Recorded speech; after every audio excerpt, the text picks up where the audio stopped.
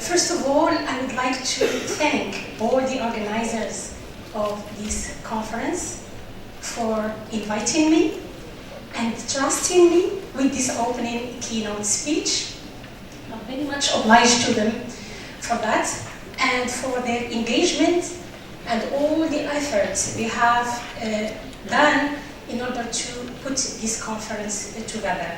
I wish them all a very prosperous and fulfilling academic.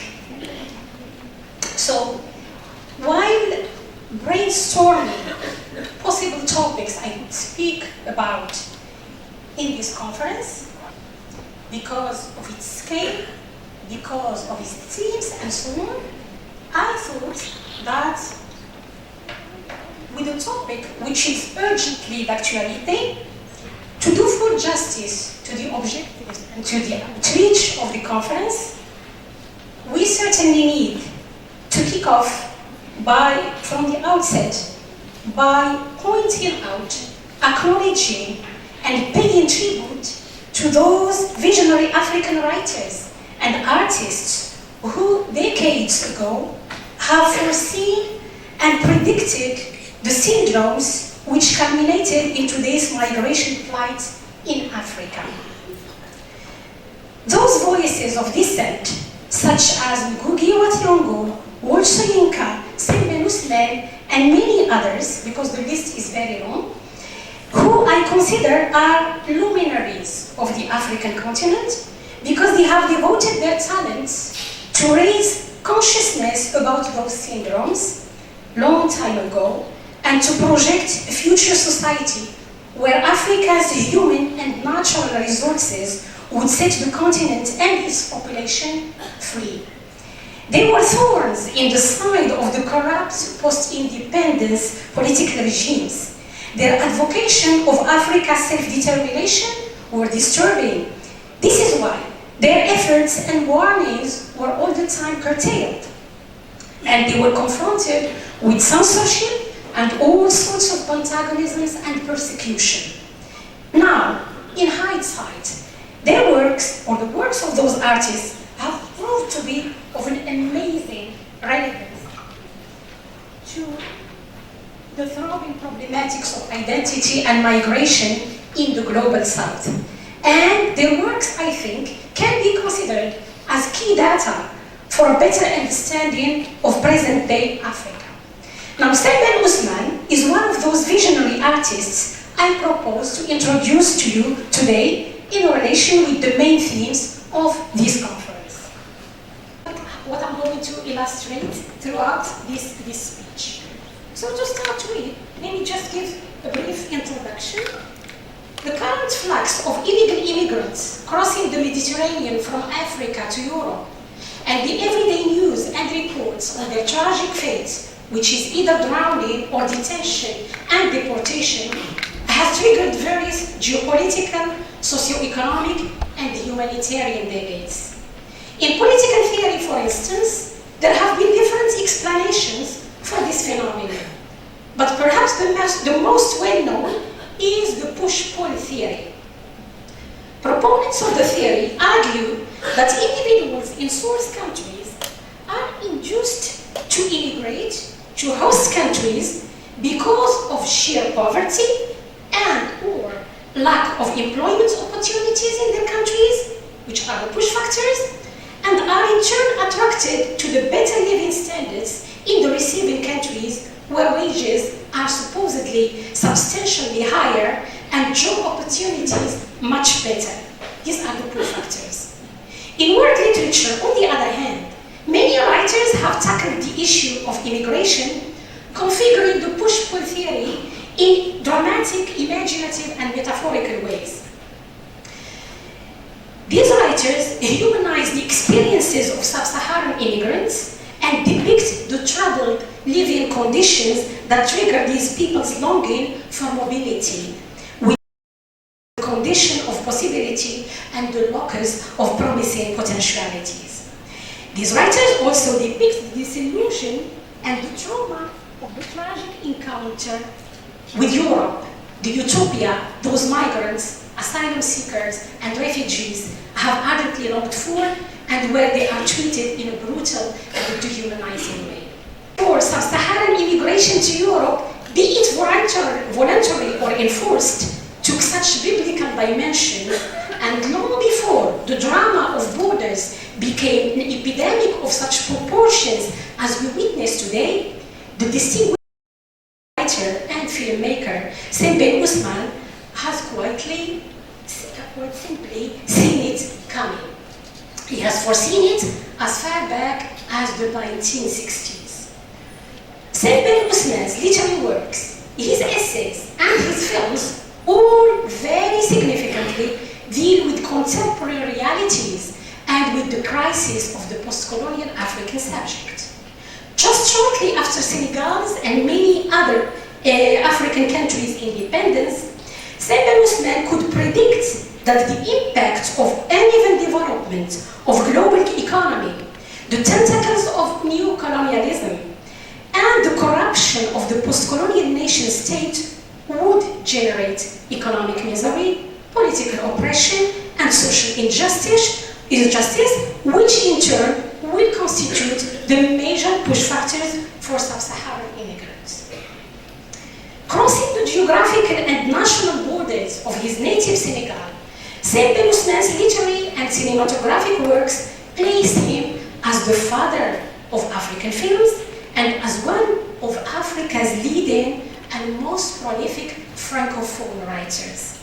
His seminal films, by their very nature, content, and style, are at the heart of colonial and post-colonial culture and have left an indelible mark on the history of African filmmaking. Sam Ben Usman was also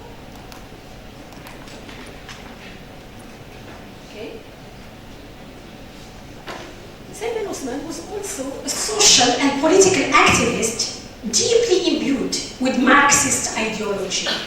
He had the firm conviction that artists and writers from Africa should be the voices of the masses of workers, of women, and all of those exploited and silenced by the combined external forces of colonialism.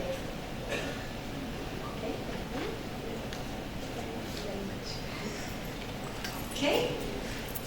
So these people silenced by the combined external forces of colonialism and the internal yoke of African tradition, those whom Aimé Césaire calls in his discourse on colonialism, les bouches qui n'ont pas bouche, the mouths without a mouth. Sam Ben's literary and cinematographic career has been devoted to the production and dissemination of emancipating and restorative images for those also Frantz Fanon named the wretched of the earth, those Africans disfranchised and marginalized in their own society.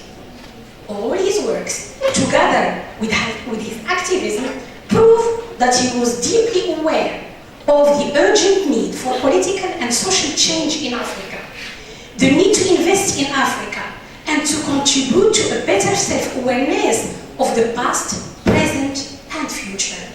When we consider the chronology of the totality of his works, literary and cinematographic, we can unmistakably trace a full, lucid diagnosis of the web of conditions which are at the root of present-day identity crisis and socio-economic and political plight, the byproduct of which is this phenomenal sub-Saharan exodus towards Europe. Okay?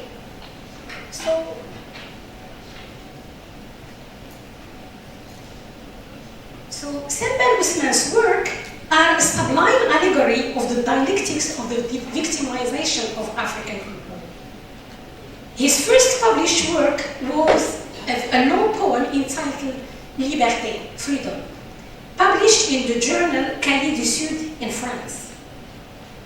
So this poem is about his own migrancy, because he himself was a migrant figure. He has been to all over the place. He has been to China, India, Vietnam, Soviet Russia, the USA, and France.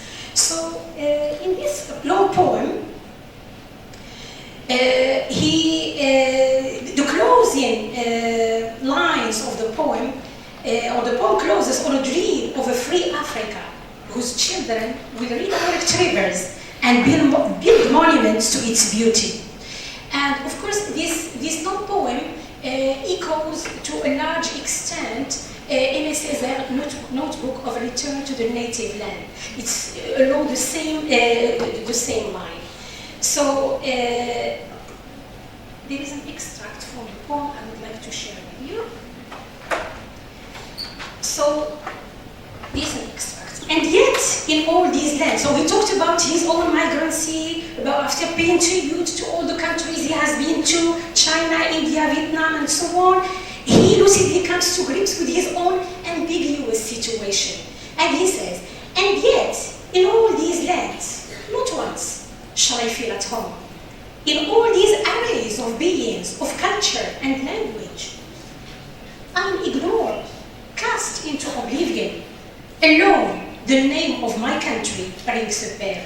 Oh, my country, my island, my beautiful island. We have been subdued by the weak arm and sterile mind of the conqueror. He deals only in blows. He spreads only calumnies. Our sons of old, sold as slaves, will return. Today, out of the living people, we shall shape in the mold of solidarity, dedication, and nation. So it was very idealistic, very utopian. You know, if we read it in the light of what's happening now around us in Africa. Okay, so let's do something there. Yeah, so this poem was the beginning of Sembène's quest for an African Black identity and consciousness. The poem also contains the contour of Sembène's future work. His novels, novellas, and short stories since 1956. And I'm going to go through all of them very briefly, just to give you the contours, an idea of the contours of his work. So he starts with Le Docker Noir, and by the way, his works have all been translated into English. So Le Docker Noir, in English, the Black Docker. It's a loosely reconstructed experiences as a Black African dock worker in Marseille when he was himself an immigrant in France. Then comes Au Pays, Mon Beau Pays, 1957, which is almost thematically a sequel of the 1956 novel. Then Les Bouts de Bois de Dieu, God's Bits of Woods, 1960, is a masterpiece of fictionalized history conceived from Marxist ideology, and yet Sembène's first genuinely African story, because it was a move away from the canons of the European bourgeois novel of the 19th century. This third novel, a fictional recreation of the second and most comprehensive French West African railroad workers' strike against their colonial bosses in 1947, a very famous event in the history of Africa's anti-colonial struggle. And many critics say that it's thanks to this novel that many people remember that really very important first steps towards independence.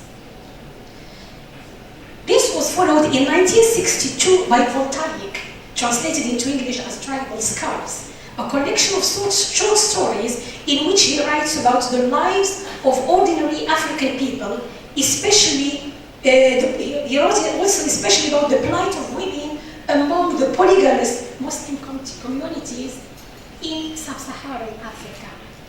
And in some of these stories, he speaks on the behalf of women, and he was one of the first African writers to do so. Okay, so we may also say that he was one of the first male feminists in Africa. So in 1963, he released L'Armaton, a political novel based on a historical event in 1958, which is the referendum on the future of France's African colonies, organized by General de Gaulle. Set in an unnamed African capital, the story recreates the climate of excitement, hope, fear, and deception experienced by West Africans at that time. The novel also traces the different political orientations of the intellectual elite on the eve of independence. was followed by Le Mandat. In English, the money order with white genesis. Le Mandat, suivi de Blanche Genèse, 1966. These are two novellas which were first presentation of the post-colonial situation in Senegal. It represents Semben's uncompromising look at the human tragedy of post-colonial Africa. The book casts a new light on then, of course, we are speaking here the 1960s. The book casts a new light then on the despair experienced by those caught in the combined effects of an imposed cash economy, an alien administrative system, illiteracy, and left out and forgotten by the empty promises of corrupt politicians. Afterwards came Xala, 1973, a sarcastic satire of the new and impotent Senegalese bourgeoisie, and Le Dernier de l'Empire, the last of the empire, which laid bare the internal contradictions and subsequent demise of an impotent and narcissistic political leadership. The figure of Senghor is clearly looming on the novel. In 1992, two novellas, Niwan and Tao, explored the despair of the Senegalese peasantry and urban youth, followed by Gelwar, 1996, Semben's latest novel, an adaptation of a 1993 feature film reversing the relationship between literature and film, because he was, I think, the only writer who has adopted a film script to a novel. Because normally we have, and the adaptation goes the other way. So the book and film warned against the dangers of religious fundamentalism while showing the ironies and humiliations if a nation relies on international aid for its own economic survival. Okay, and I just want to show you the book cover, just to, you can very easily see the satire in there, an articulate and moving satire on the state of modern Africa. The book and the film bespeak Semben's view that self-reliance is key to liberation. Now, if you look at the book cover, you will find that banner in which you can discern Vive la coopération Nord-Sud. And we have Vive is crossed out. And of course, when you look down, you'll see a corpse, a dead body. So this is what he thinks about la coopération Nord-Sud. Then, of course.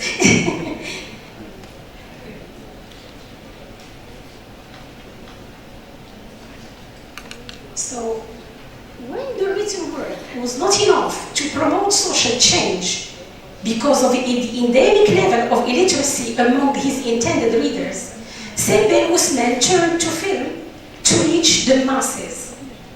Okay? And these are just a few because he has made so many films, documentaries, short features, feature length, and so on. Semben Ousmane turned to film to reach the masses. His film work would transform Africa from a mere consumer of images made elsewhere to that of a producer of its own images. He pointed his camera on the post-colonial Senegalese society, whose spatial mapping reflects the internal conflicts between the old customs, traditions, and the new post-colonial realities, and also reflects the changing of the old markers of identity. These issues will later become the heart of post-colonial theory. In this respect, there are so many analogies that could be drawn between the political stance of Semben Ousmane and other famous visionary African writers, such as Ngugi wa Thiong'o from Kenya, Nwol Soyinka from Nigeria, for example. Now, for example, in line with Ngugi's ideological affiliations, in calling for what he calls the rediscovery of the real language of humankind, I'm quoting Ngugi, the language of struggle, end quote. These writers undertook to promote freedom, social justice, and to restore pride and dignity to African people. But while Ngugi wa Thiong'o took the decision to resort to his native language, Gikuyu, Semben decided to indigenize the medium of cinema by resorting first to the use of African languages throughout his films.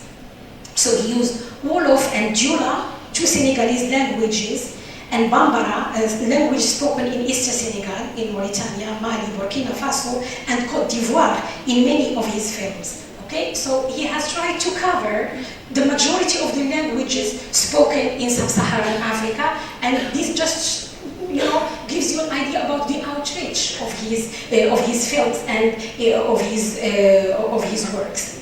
Secondly, this primary emphasis on language allowed him to specify his public.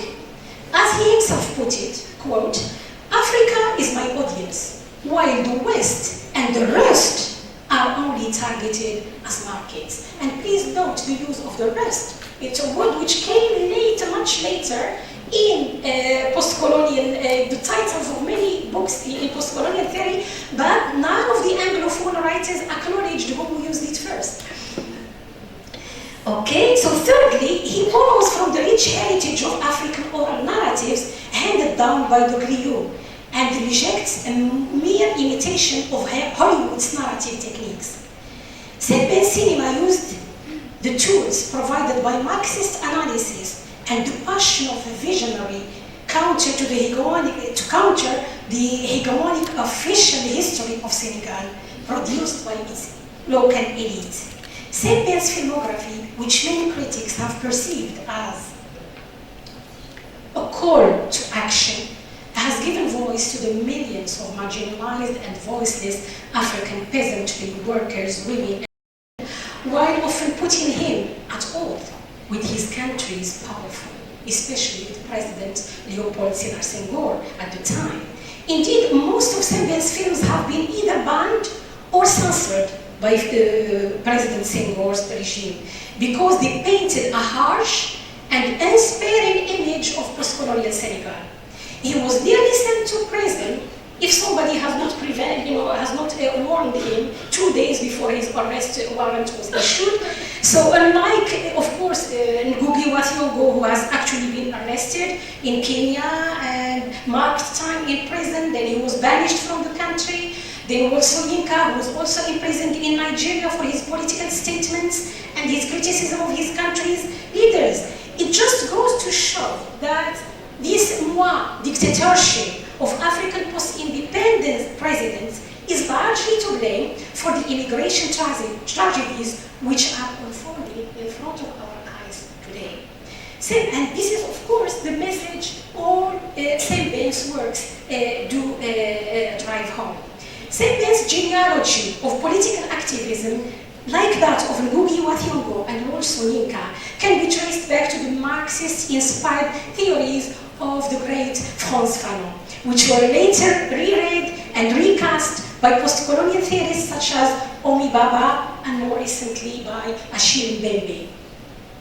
So in his famous The Rich of the Earth, 1961, Fanon concludes by encouraging Africans, quote, to leave this Europe where they are never done talking of men, yet murder him everywhere they find him, at the corner of every one of their own streets, in all corners of the globe, to create a new history of men. Africa should not imitate European states, institutions, and societies, end quote. This was Fanon. Fanon is particularly critical of the laziness and cowardice. These are his own words, laziness and cowardice. I'm quoting Fanon. Of the national bourgeoisie and the disconnections or the rifts between them and the people, which he identifies as the, quote, incapacity of the national middle class to rationalize popular action, end quote. He further argues that the national bourgeoisie is not engaged in production, nor in invention, nor labor, having claimed the government's positions left vacant by the former colonizers. They have foremost succeeded in defending their own immediate interests, end quote. I was quoting Fanon. Rereading Fanon's seminal text, Black Skin, White Masks, and The Rich of the Earth at the dawn of a new global century, Omi Baba, for example, notes that the colonial shadow, quote, the colonial shadow falls across the successes of globalization, arguing that the ideologies of new global empires are very much in line with those of former colonizers. Likewise, and more recently, in 2000, Yassine Mbembe from Cameroon, and he's a very interesting figure for people who are interested in the latest development in post-colonial studies, cultural studies, in its African dimension.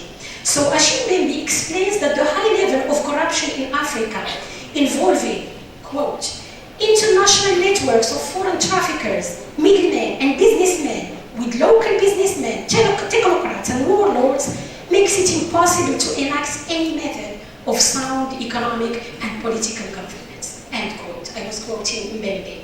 The recent work of Baba and Mbembe on contemporary globalization and the post-colonial nation state revitalized a critical discourse that juxtaposed against historical and global perceptions of sub-Saharan Africa provides the opportunity to revisit the ways in which Sembène produces compelling allegories of Fanon's thesis on the post-independence national bourgeoisie and the pernicious effects of colonization. Especially in his film, inside the first feature-length film entitled La Noire 2, which I will focus on in this speech. Okay? So, one brief summary of the, I think, of the whole film and the whole endeavor behind the film could be demystifying Europe, because Sembène here has produced a groundbreaking reflection on immigration. And here I'm speaking the 1960s, as far back as the 1960s. So the film La Noire 2, it was translated into English as Black Girl. But I think the translation does not really do full justice to the French title, because as I'm going to show you later, the French title incorporates a real flux of ideas which the English translation fails to do. So, La Noire 2, made in 1966, was the first feature-length film by Sembène Ousmane, made only 6 years after Senegal declared its independence from France. And of course the film got so many prizes, and it was so much appreciated that Sembène Ousmane was actually invited to be part of the jury of the CUAM Festival in France in 1967. And he was one, or he was not one, but he was the first sub-Saharan African, not just sub-Saharan African filmmaker to be part of an official jury of CUAM Festival. So La Noire 2 is one of those works of art that is at once powerfully of its moment and permanently contemporary. You know, I am bringing that film to bear on the themes of the conference, and I could easily do that because it is as if Sembène was speaking of today. So it was once powerfully of its moment and permanently contemporary, which proves that Sembène Ousmane was clearly ahead of his time. In this film, Sembène casts light on neo-colonialism in post-independent Senegal and scaffolds Sembène's introspective views on black-white South-North power relations in his attempt to help define a modern view of contemporary Africa. The film is critical, provocative, and in my opinion, peeks in the souls of Africans after colonialism. It exposes the poverty and injustice that festered in Senegal after independence, the inequalities that persist between white French citizens and their former colonial subjects. The film, as I will illustrate, highlights issues of politics, race, identity, and immigration, which even today continue to shape Africa's existence and fate. I find the film premonitory of the fate of many of the sub-Saharan youth we see today attempting to cross to Europe but dying at its walls, because it offers a groundbreaking reflection on immigration which tries to demystify Europe and give food for thought for future generations.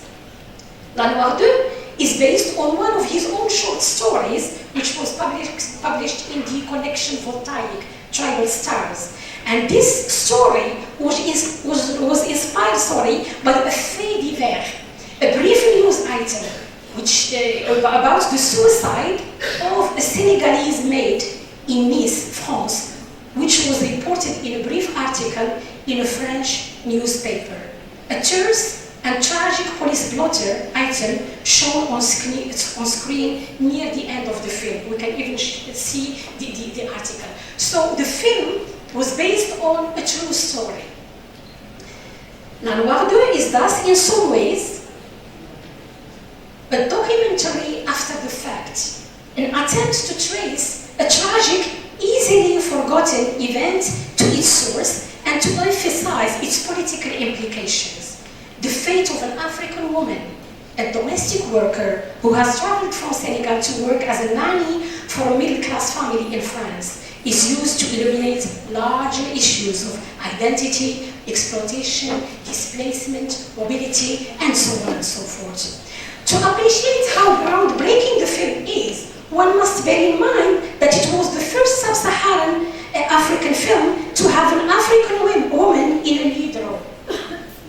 Sembène chose to tell this post-colonial African story on the continent's heritage and its tango with Europe from the perspective of Joanna, a young Senegalese girl trying to survive in post-colonial Senegal, but regarding immigration to France as her only salvation. So you can see here Joanna. It is very important to note that in his works, Sembène Ousmane has recognized the centrality of economic issues, poverty, and class in envisioning and enacting gender justice. Many decades before prominent third world feminist writers and critics such as Gayatri Spivak, Chandratan Pandey Mohanty theorized these issues. So he was ahead of his time, I'm telling you. So this young girl follows a French couple, previously based in Dakar, to France to continue working as their nanny.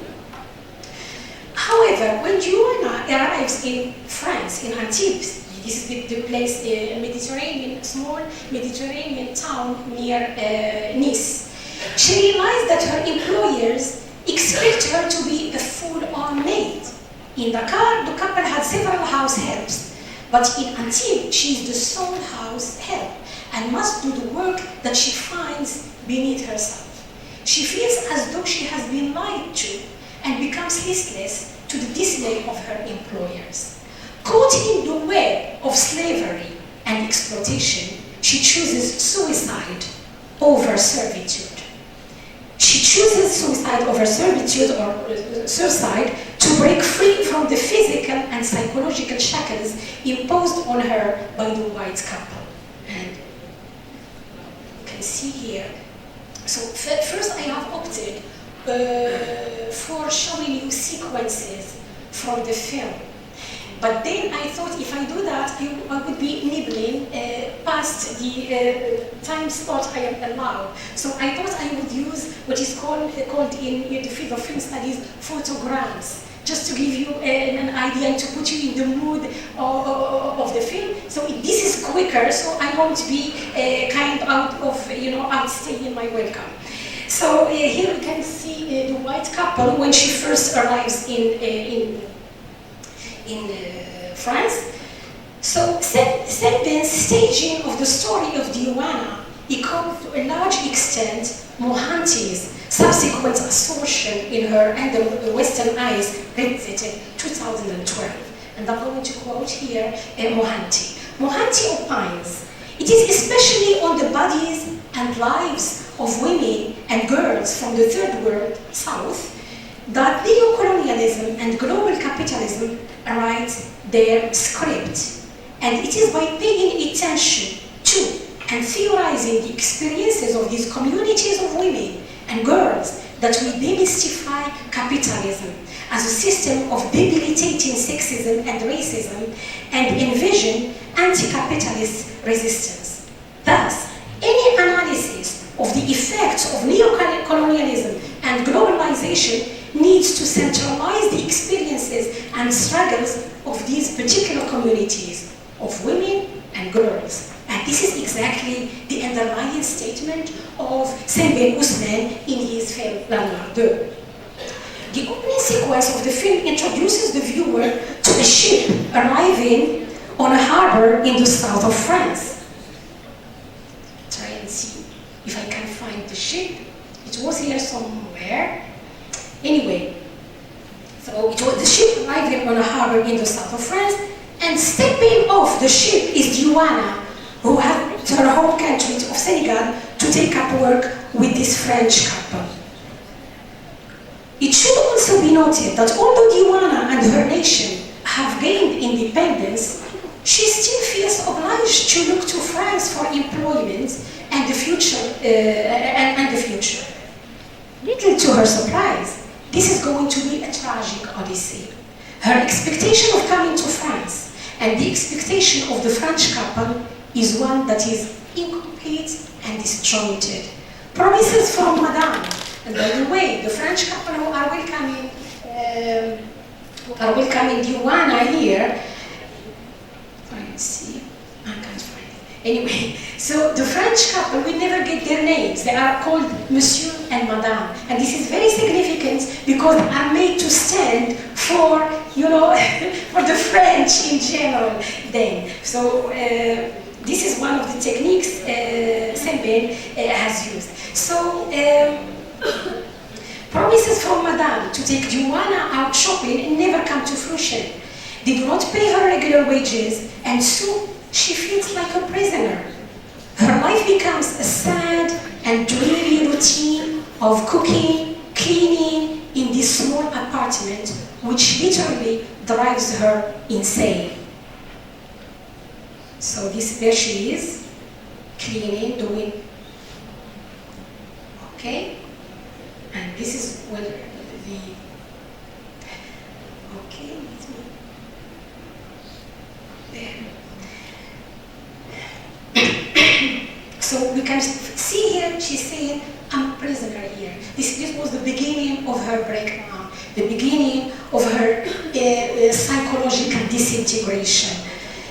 At night, she stares out of the window, and the high contrast, black and white, because the film was black and white, that contrast stock presents the world outside as an inky void. And we have a scene in which she was looking out of the window and she was asking herself, où est la France? Où sont les Français? Where is France? Where are the French? Because she was a prisoner within a very small apartment within French. So she has lost consciousness of her geographical location because it was so much confined and restricted. Worse than that, one day she was asked to cook an African dish for the French couple's guests. During that meal, which she both prepares and serves, Diwana is eyed by one of the men and becomes a sexual object. One of the guests even takes the liberty of kissing her, saying, I've never kissed a negress before, je n'ai jamais embrassé une négresse. Okay? This and other countless petty cruelties, and there are many of them, but I won't be able to cover all of them. So there are really countless petty cruelties of the day which pile up against her overwhelming loneliness and nostalgia for Dakar. She enters into a trance-like haze, which is amplified by African music cues we can hear all the time, a very effective technique Sembène excels at. So you can see that she, if you have noticed, When she arrived in France, she was wearing French dress. Once she enters into that trance-like state, she changed dress, she cast away the French dress, and she dressed in the traditional African attire, which is a dramatic way of showing her transformation. Okay? So she enters into a trance-like haze, which is amplified by African music use, a very effective technique Sembène excels at. The indifference of her employer and the fact that they perceived Yuna's decline and that she is wasting away and yet failed to relieve her suffering is so profound an illustration of the young woman's objectification, and that her portrait, as depicted by Sembène Ousmane, remains one of the most evocative cinematic portraits of neocolonialism. This neocolonialism, which decades later Mohanty describes as a privilege which nurtures blindness to those without the same privileges. This was Mohanty 2012, and that was Sembène 1966. So the film relies on flashback, compelling cinematic silence, voice-over, and off-screen narrations to link the backstory of Yuna's life to her eventual tragic demise as the couple's house cleaner. Through her monologues and reflections about home and abroad, the viewer gets to understand the young woman's uncanny drive to survive and maintain her humanity through her identity. Through these techniques, Sembène takes us through the tormented subconscious of the post-colonial African immigrant.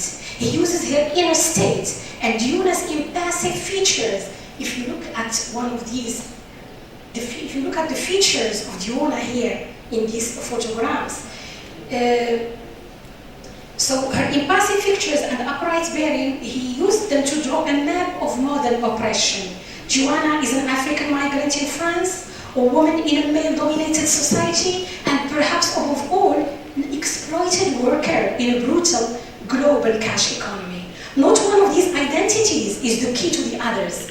They function together, ensnaring her effort to feel herself fully human, to discover who she is in a web of constraints and confinements. So when we consider the depth and breadth of the film's mapping of the destruction of Yuna's spirits, I think it is fair to say that Sembène may have been the first human rights filmmaker to take us through the subconscious of the post-colonial African immigrants and to depict the evils of immigration from an African perspective.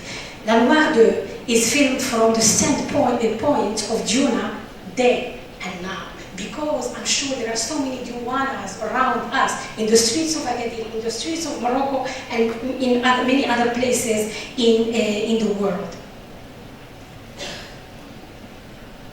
Okay, now let me move to, I'm going to narrow down my focus now and focus on the question of identity here.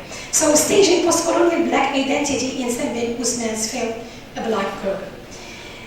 Identity is one of the main thematic threads that make Yuana's story not just sympathetic, but powerful enough to resonate close to half a century after its initial release in 1966. In the film, Sembène probes this complex issue through a set of symbols. Most striking of these symbols is a wooden mask. You can see here, is a wooden mask to which he attaches a plurality of symbolisms and cultural motifs. This mask, initially in the possession of a young boy in Dakar, is central to the statement the film makes on identity. The mask illustrates the various positions Joanna and the couple take in respect to colonialism. Of course, Franz Fanon's influence is quite remarkable here. Fanon's black skin, white masks, and it provides an important frame of reference for understanding the symbolic dimension of the mask in Sembène Ousmane's film.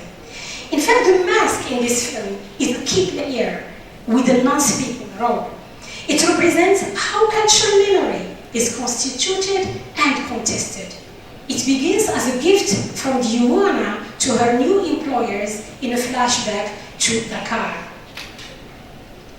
she gave it to them while she was working for them in Dakar as a gift, where it takes up space with other masks in their Dakar apartment. That gift, in fact, seals her fate, as it represents her initial unconscious relinquishment of her tribal identity, glimpses of which we get in flashbacks throughout the film. And it's a pity that we cannot screen the film, but you could see it very, very clearly. Okay? However, when they move to France, the mask hangs alone on a wide expanse of white wool. So we can see the mask as it hangs on the wall, and it was the first thing that Joanna looks at when she enters for the first time that apartment, which is going ironically to be for her France, because that apartment was France for her, because she couldn't see any other places. So the mask hangs alone on a wide expanse of white wool, very much like Joanna, following her disillusionment with life in France and her isolation from the world. The mask also becomes a tension between Madame and Joanna when the latter's silence and unhappiness reach the tipping point. Joanna wants the mask because it is hers and reminds her of her African identity. Madame wants the mask because it is hers and Madame also wants to hold on to it because she feels entitled to it, a scene all too familiar in the history of colonialism. And here we can see there is a very tense scene of confrontation between Madame and between Joanna about the mask. Joanna is snatching the mask from Madame, and Madame is holding on to it, claiming that it is hers. And that was very, very significant and a very high moment in the film. Okay. The scene of the confrontation between Joanna and Madame about the mask is reminiscent of the spirit of Fanon's writings. Joanna can only retrieve her humanity and her usurped identity through violent confrontation. According to Fanon, only violence can free the colonized black man of the frustration and psychological shackles imposed by colonialism and the tyranny of the white man. He calls this le droit de violence, the right to resort to violence. In the end, the mask is returned after her death, after she commits suicide. The mask is returned to Joanna's family in Dakar, and the boy who first owned it puts it on and chases Monsieur out of town. And we have a very significant scene there. This is Monsieur when he brought Joanna's suitcase, and on top of it we can find the mask, and he was leaving when the little boy put the mask on and follows him almost threateningly. So the mask here becomes a threatening symbol of a free Africa.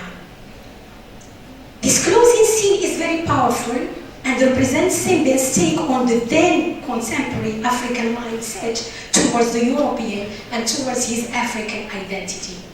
The mask is perhaps used in this closing scene to promote or proclaim the necessity for an awakening of a black identity and the rehabilitation of the dignified African cultural past, which has been undermined by colonialism and its ideology of slavery.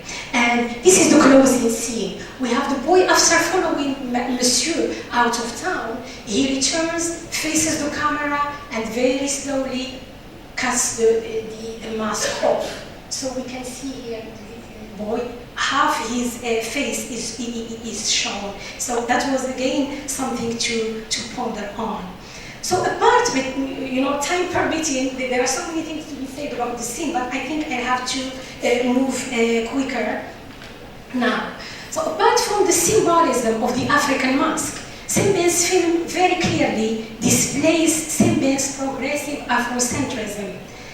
The task the film La Noire de sets itself is not just to note the facts of Joanna's life and death, but also to assert her visibility, to ensure that she is seen The film is visually graphic, and the figure of Joanna is writ large on the screen, and we can see it in all. There are so many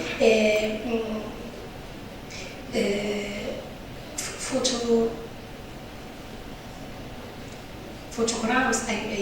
In fact, I have prepared so many, but I put in only these. And this is very significant because she is valorized. And in fact, throughout all his works, Sam Ben Usman has always valorized the African subjects, the body of the African people, women and men and the children and so on. And here, it is very important to note that several years before the phrase "black is beautiful" entered the lexicon of American racial politics, those of my generation, there are not many of them here, I think we very well remember Isaac Ellis, for example, and this kind of celebrating the black body, the black self, and so on. So long before that slogan, "Black is beautiful," entered the slogan of American racial politics, what's his name, Sam Ben. Sam Ben, in fact, insisted as much from its very opening frames in the film on making Joanna very visible, showing how beautiful she is. And there are so many scenes there, even when the guest whom I have shown kissing her, he was eyeing her all the time, and we could see that her body, her African body, was much more beautiful than that of the other guests present there. I mean, he made, the camera kind of tell us something like that. So Joanna, dressed in white polka dress and turban, moves through a world dominated by blinding literal whiteness, and she stands out in all the scenes. She really does stand out.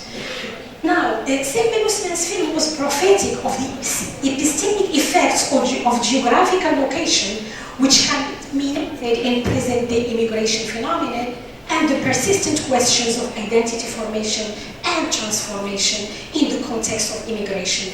His film remains very appropriate to present time.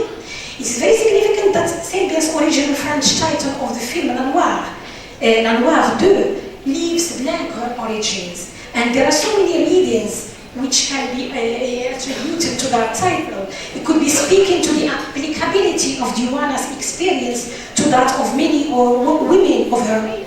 Or it could also be alluding to human bondage, which still persists in different guise. Human bondage, because in these plantations in America during the era of slavery, the blacks, had the slaves were always attached to the names of their masters. La Noire de Félix, La Noire de so-and-so, La Noire de so-and-so. So I think he wanted to remind us of this human bondage, and that it is taking other forms and other guises. Of course, there are so many other aspects of the film which, time permitting, would have been worth dwelling on. Aspects such as the diversity of stylistic techniques and tactics Sam Ben employs, like, for instance, satire, irony, and experimentation with cinematic structural components such as montage, blending traditional African storytelling devices with experimental film language, etc. But I don't want, as I told you, I don't want to outstay my welcome, so I will conclude with a famous statement by Sam Ben himself when he says, "The artist is like a mirror." I'm quoting Sam Ben. It's my translation because the quote is in French. "The artist is like a mirror. His work reflects and synthesizes the problems, the struggles and hopes of his people." End quote. So Sam Ben sought to spark social change by placing that mirror in front of himself and society to expose the various evils that plague the continent. This is why, for all their abundant historical interest, Sam Ben Usman's works unfold in the present tense and direct the readers and audience toward a still unwritten future of Africa. Thank you for listening.